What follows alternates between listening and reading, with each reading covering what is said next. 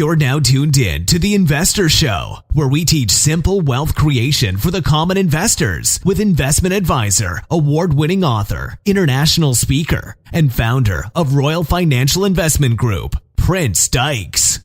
Yes, guys. Thank you guys for tuning in here to The Investor Show. You know, I'm a little late on the podcast this week. I was at the iconic Berkshire Hathaway Warren Buffett's annual meeting. And while I was there in town in Omaha, I had the privilege and honor to stop by 95.7 FM, the boss, William King's show. He stopped by, he gave me an interview, and that's what we're going to do today. We're going to play that interview, some of the things I talked about. They wanted to get to know me, so I wanted to share that here on my podcast. So y'all sit back, grab the popcorn, and take a listen. And of course, we're on 95.7 The Boss. And like I said, we have a very special guest in the house. He's was in town for the Berkshire Hathaway experience. And so he's also a journalist. And so you know how people that do like things, sometimes they run across each other path. And so he interviews people around the country as he travels. So we're going to highlight what he does. And then also he's an author. And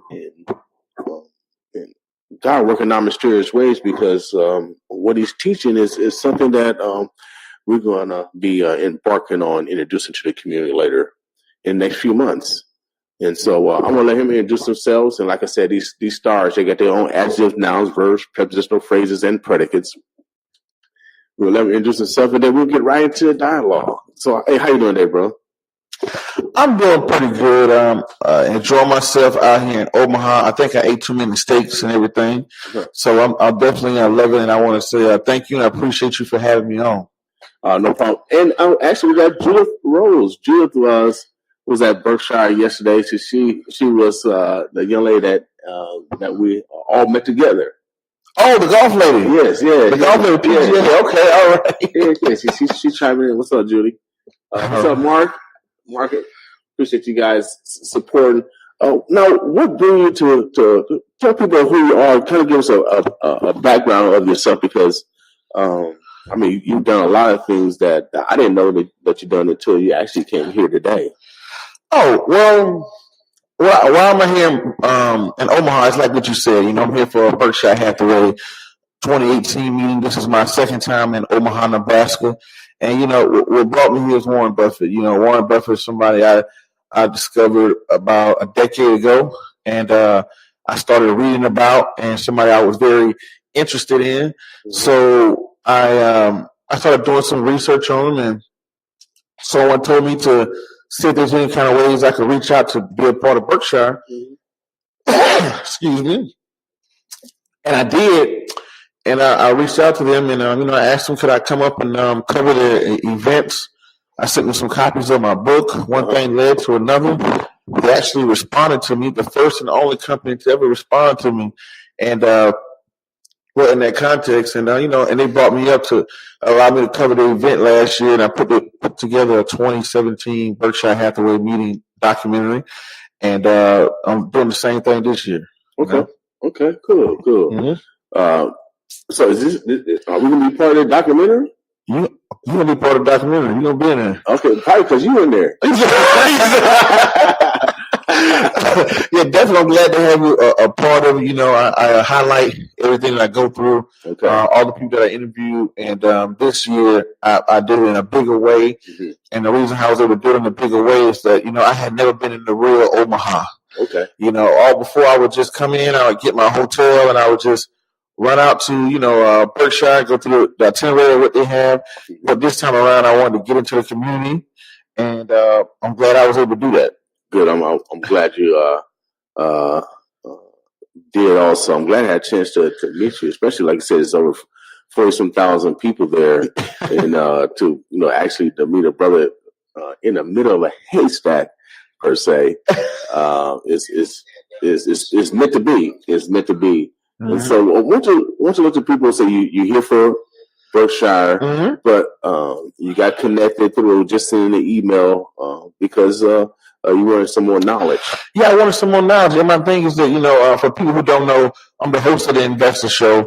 The Investor Show, we're on Facebook, Instagram, YouTube, Twitter. and things like that. And it's a financial literacy show.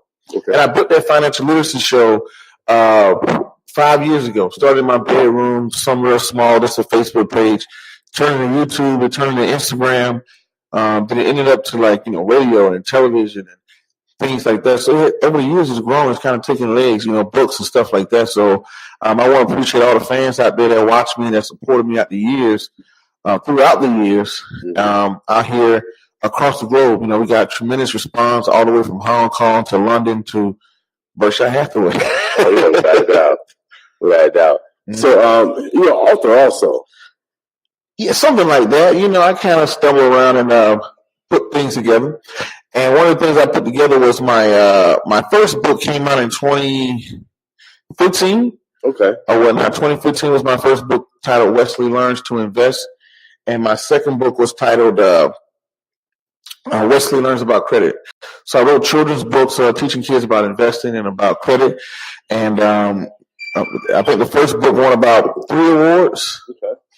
Yeah, that's my first book, yeah. And my first book won 3 awards, and my second book won 1 award, came out last year, Okay. So I'm very proud about that, independent author, independent ground all the way. So I'm very proud of that and the way it came out and helped me. So good.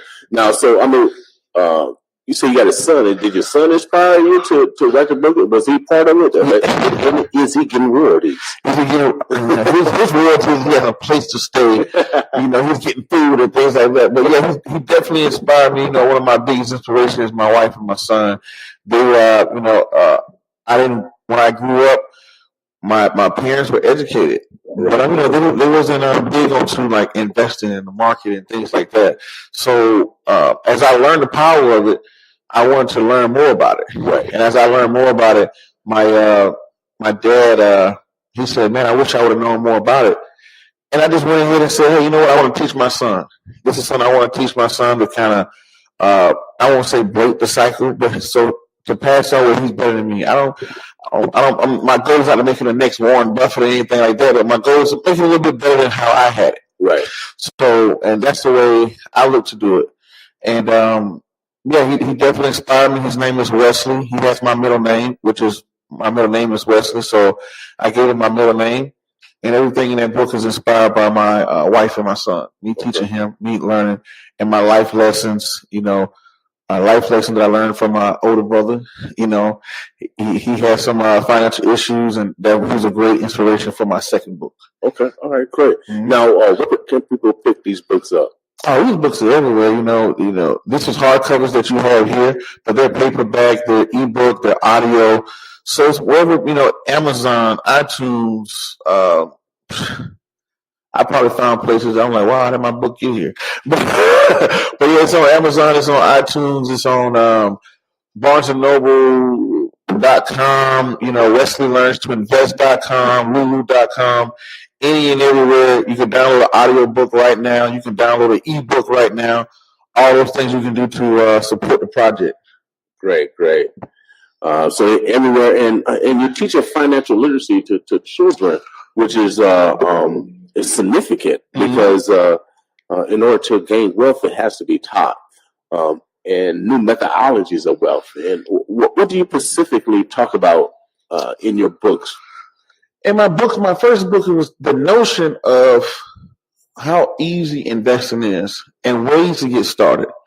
And it was ways that simple ways that a person can get started with investing. For a prime example, someone can get to teach my son to say, hey, listen, in the storyline, he wants a PlayStation or whatever, gaming console. And they say, hey, well, if you can invest into those companies, right? Because right now they say the PlayStation probably costs, how much a PlayStation costs right now? I don't know, $200-300. $200-300, right? But if you look up the company, the stock in the company is probably $20, $30, $40, $50. Right? And it's just that notion, because most people, the first thing people say, man, I don't have the money, I can't invest because I don't have the money. Mm-hmm. And the thing is like, well, you do have the money because a lot of times the materialistic stuff costs more than it does to invest. Right. So I was putting that notion, I was just letting him know, hey, when you invest, there's no guarantee you're going to get it right. But the thing is that PlayStation How much you think that PlayStation that you paid $400 for today is going to be worth 3 years from now? Take my iPhone. I got the iPhone 10, right? iPhone 10 brand new costs $700.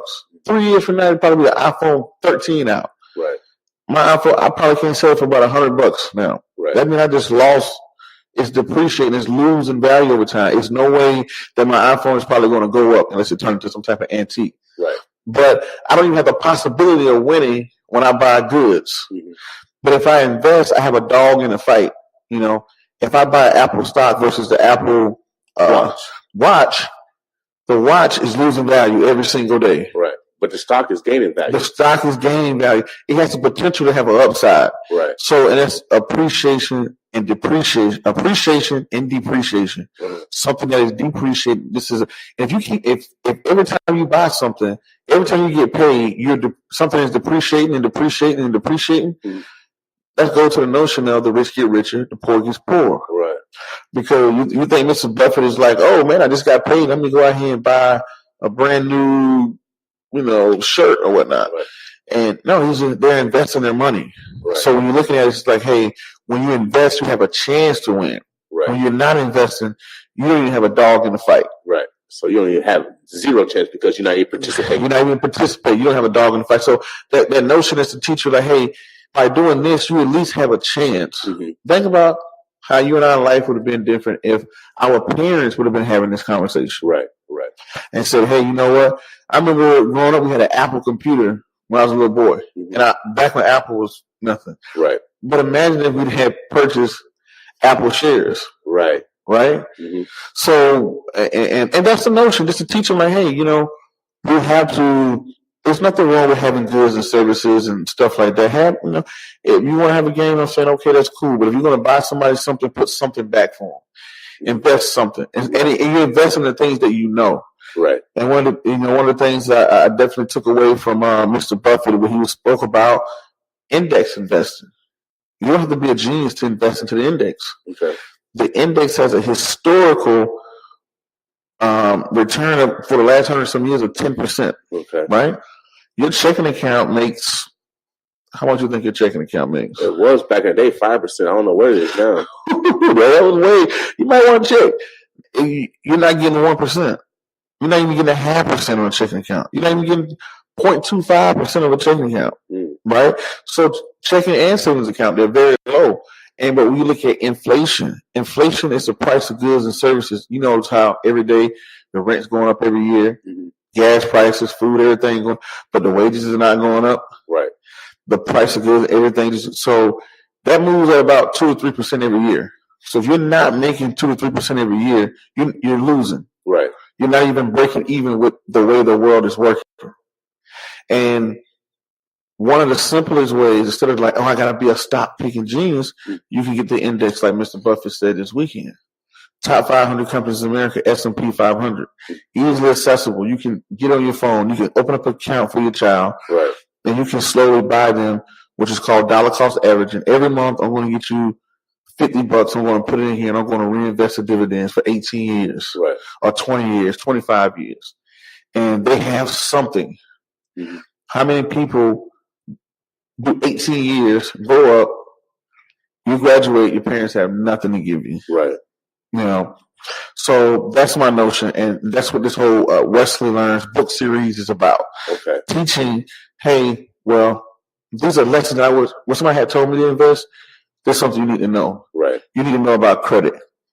You need to know about insurance. These are topics you need to know, and that's what this brand is about.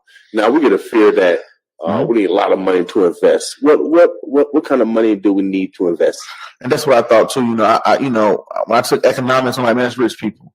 Nobody around here buying stocks. That's for like people who get stock options, whatever the case may be. But I just perfectly illustrated a Microsoft computer probably cost you $300,000, $400,000, $600,000. Microsoft shares are like $90, right? That's something. Imagine if mom saved $50 a month. $50 a month is what? $10 a week? Mom and dad save $50 a month each, $10 a week or whatever for a child. That's $100 a month. You do that for a whole year, that's $1,200 a year. Right. By the time that child is 10, he has $12,000. Right. Now, we didn't talk about no interest rate. We didn't talk about no crazy investment. That's just the simple principle of $10 a week. Right. Now, if you put that into like an index and had a dividends reinvested, and you had stocks and stuff like that, if you had the dividends reinvested and your interest is compounding every year. Right. Now you're talking about by the time they're the age of 12, they're looking at 15 to 20 some $1,000. Right. Right. So when people say, "Man, I ain't got that type of money," but you do, because you're looking at the big picture. Right. You don't. How do you get to the top how do you get top of a mountain? One step at a time. $10 a week. Right. All right, $10. You know what? Here's $10. I get paid, son. I don't care what's going on. I'm gonna give you $20. Right. Because somebody can literally steal $20 a month or a week out of your bank account. You probably won't even notice it. Mm-hmm. So here you go, 20, and forget about it. 20. And what you do is every single month you buy them something. Every single month you buy them something. Every single month you buy them something. And even if you lost, it's better than nothing. Right. You invest in the things you know every day. You come in here and log onto a Microsoft product. You get all the iPhones. How are you more confident? It would be the same thing. Somebody, if I walk that side and still outside of Walmart and say, "Hey man, you want a $500 gift card to Walmart or $500 worth of Walmart stock?" What are most people going to pick? They want the gift card because they want the instant gratification. Instant gratification. That's what I addressed into this book, right? It's the instant, and I suffer from it because the thing about it, because I can see it and I can feel it. If I go out here and buy, I can't see my stock moving, and I'm not a billionaire overnight, and whatever the case may be.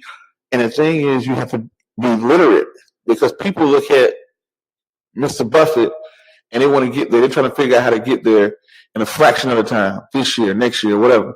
I had that same mindset because when investing, they only show you the winners. They don't show you the losers. Right.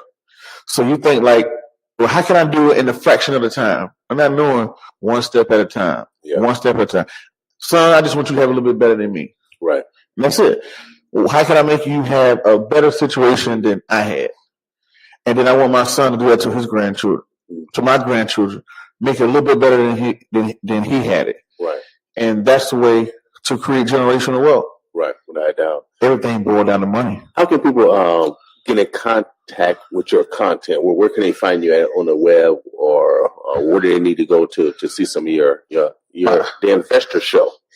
Oh, the Investor Show. We are on YouTube. We're on Facebook. We're on Instagram. We're on iTunes. We're on Google Play. We just got picked up by iHeartRadio. So we are all over the place. You just can Google us, Prince Dykes, my name, and you'll see a goofy guy that looks like me. Or you can go to, Google and type in the Investor Show. And we're everywhere. We're on your phones. We're on YouTube. We're audio. We got some cartoon that's out there. So yeah, we get around. You got a number or anything like that? Are you like Mike Jones that give out the number? No. The 28133. I don't do the phone number. If you want to get in contact with me, shoot me an email over at Prince PRINCE, which is my first name, at childrensfinancialliteracy.org. Shoot me an email, or you can just DM me on my personal Facebook page, Prince Dykes. You just DM me there, and or you can, if you got a question, hit me an email at askprince.com. So those are ways to get in contact with me. Right now, I don't have a phone to give out. Okay, no problem. Well, bro, anything that we didn't discuss before we get out of here that you want to make sure we get across to the audience? Yes, I want to say, thank you for having me on. It's my first time doing radio out here in Omaha, Nebraska. And, I'm going to be here every year for Berkshire Hathaway 2019, unless just something happens, I can't make it or something like that. But I definitely plan on being here every year, soaking up knowledge, because my greatest fear is what I don't know. Right. And what gets people in trouble is what they don't know. So I always, I like to get around mentors. I like to soak up education and knowledge. So I'll be here for 2018, 2019. I'll be back. And, I look forward to being on your show in the future and, doing great things together. Without a doubt. Omaha, Nebraska, you make sure you guys go search Prince Dykes, and that's Dykes. Okay, my name is King. Of course, we got to go to war with the boss. Okay, so but make sure you guys go check out Prince Dyke's books. Wesley Learns to Invest. And what's your second book? Wesley Learns About Credit. Mm-hmm. These are the foundation of financial independence. Mm-hmm. And so it has to be taught in order for it to be manifested. And so we appreciate this brother. He is necessary. This is the first book I've ever ran into where we're teaching financial literacy to the next generation. World's first. And so make sure you guys go out. The book is everywhere. Wesley Learns. That is the series where you can pick up these children books. Of course, the illustrations look like us. They got a little tan. I got a little tan too. You know? Got a little brown on. And so make sure you guys go out and get these books. Also, learn something new. Stocks, bonds. He called it the index. Learn about other financial opportunities, financial tools where, like I said, so we can compound our interest versus buying things that depreciate. And so I've learned a lot. Hopefully you have also. You know what? In the meantime, you know what you're supposed to do. Boss with us.